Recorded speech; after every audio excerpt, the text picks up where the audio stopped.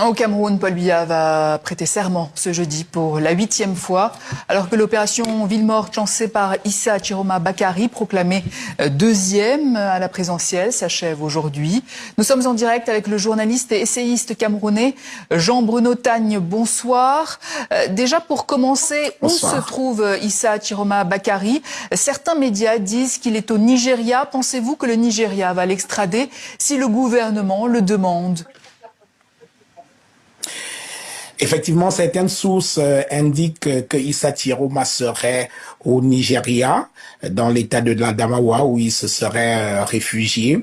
Mais il n'y a rien de véritablement confirmé jusqu'à présent, parce qu'il pourrait tout aussi être en République centrafricaine qu'au Tchad, qui sont tous des pays frontaliers de la partie septentrionale du Nord, où il se trouvait depuis qu'il a proclamé, ou alors depuis qu'il a annoncé sa victoire à l'élection présidentielle.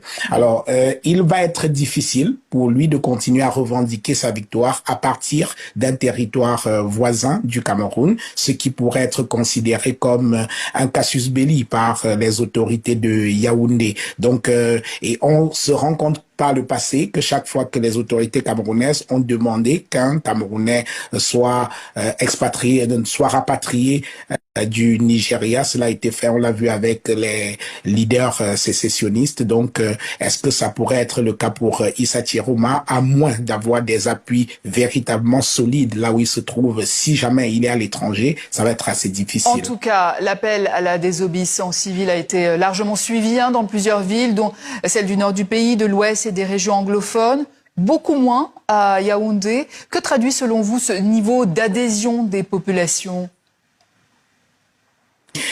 Alors, il faut savoir que la ville de Yaoundé, chaque fois qu'il y a une crise politique au Cameroun, a presque été sanctuarisée par des propos de Paul Biya qu'il avait tenus au début des années 90, quand il disait au plus fort des villes mortes à cette époque-là, que tant que Yaoundé respire, le Cameroun vit.